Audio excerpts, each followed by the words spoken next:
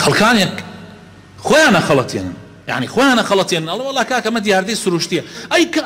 ئەوە ئەوروپایە، ئەو ئەوروپایە کاک، ئەو ئەوروپایە لە ئێمە گوناحیان زۆرترە، لە ئێمە تاوانیان زۆرترە، لە ئێمە خراپەیان زۆرترە، ئەی باشە ئەوان بۆ هان لە خۆشیە، هان لە خۆشیە. يا سبحان الله، يا سبحان الله، يا سبحان الله، لو كساني كوابزان أوروبا على خوشية، والله أوروبا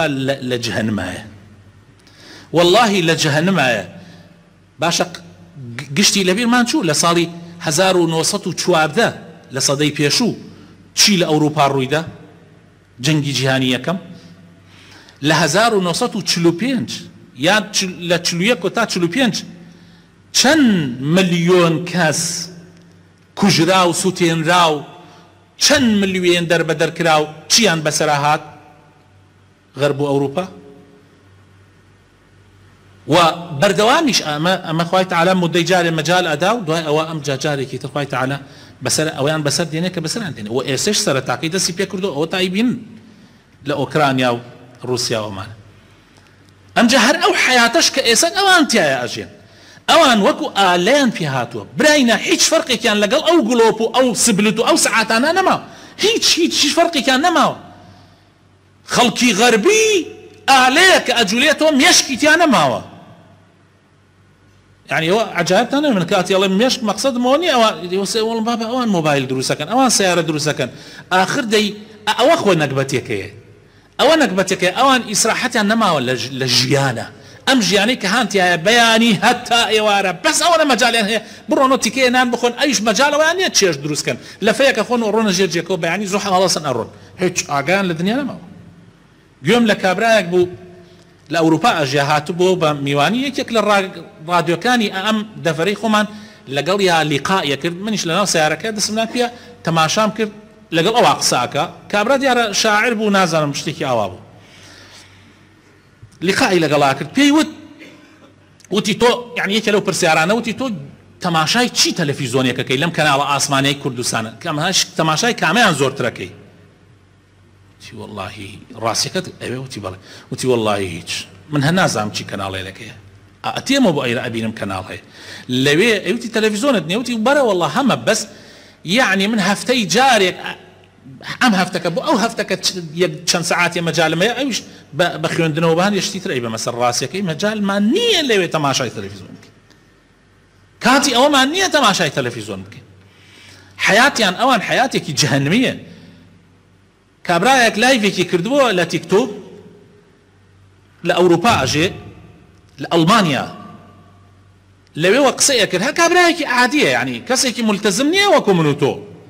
أيوت والله براينا إيسمن لألمانيا والله إيه ما حرشي حولك وشش من هي أيدين كات نما للرجاء إلا إيما بكاري دينين يان بو إيش كردن يان بو خوتون يعني تعيش مجالك تنما بس بواقعين كبابي دين بضريبة كهرباء ضريبة آو ضريبة شي بياناقي وجياني أوانا أوان لجهنم كان هلم دنياه لجهنم كان هلم دنياه نازم شيتان بو باسكم أو طبعا ديانتي هدنية أو أخلاقي هرنما أو يعني أولا مسائلي كوملايتي ومسائلي خيزان وأمانة هرهم يتوابي كرد أو إصاب يعني أمريكا يسل دهات وادية السريانة مسألة أم نيربازيو مهبازية كإيسا هي لأوروبا أم جاء أوروبا لبندرك أما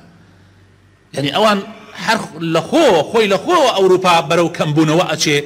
لبروي لبا أوان لمنال زياتر يادو منال زياتر النابي برو بوكانة وأتشون أوروبا وولاتاني إيمج بردوام لزيادبونان إيسا أوان أتر منالش النابي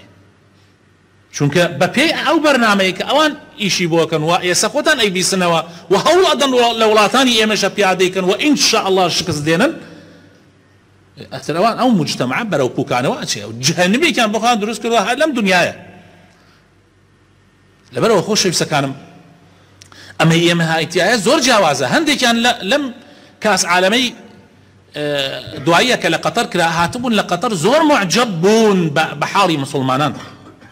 كقطر خوتان اقدارن قطر يعني زورش خوش نيه ولاتي زور خوش نيه امجا بچوكا امجا لو كاتش خلقي كي زور تيا كوبو قطر زور خوش نيه اگر بين كردستان شي بلين ئەگەر بڕۆنە وڵاتانی تری ئیسلام چی بڵێن يعني زۆر معجب بوون بە حیاتی مسلمانان بە ژیانی مسلمانان بە خۆشی مسلمانان پیان بابا ئەگەر بوترێ بە ئەگەر ئەوەی کە بۆ ئێمە باسەکرێت بەهەشت ئەمە بەهەشتە کە ئینسان هەست بە بوونی خۆی ئەکا لەبەرەوە خۆشەویستەکانم قەت نەخەڵەتێن وا تەسەورکەن ڕەغمەن عن ئەوەی ئێمە هێشتا ئیسلامیشمان بە کاملی تەطبیق نەکردووە هێشتا لە وڵاتی ئیسلامە بەو شێوەیە نییە ئەگەر کاربەدەستانمان حکم بە شەریعەتی خوا بکەن والله براینە هەر لەم دنیاە ئێمە دنیا ئەبێتە بەهەش بۆمان هەر ئەم دنیاە بەس مع الأسف کاربەدەستانی وڵاتانی ئیسلام زۆربەی لەژێر کۆنتڕۆڵی ئەوانان ئەیانەوێ ژیان ئێمە شتێک بدەن ئەیانەوێ ژیان ئەگەر هەر لەژێر کۆنتڕۆڵیان نەبێ وەزعیان لێ تێکەدەن ئیتر هەر جاری مەوزوعێکە هێنە ناو هەر جاری شتێک دروستەکەن بۆ مسلمانان بۆ ئەوەی کە ئێمەش وەک ئەوان دائیمەن لە ناڕەحەتیا و لە قەلەقا و لە ناخۆشییا بژین بس إن شاء الله خيالين خاوة إن شاء الله خواهي پروردگار جارێکی تر عزت ئەگەڕێنەوە بۆ وڵاتانی ئیسلام إن شاء الله تعالى ونزيكي شبه إزي خواهي پروردگار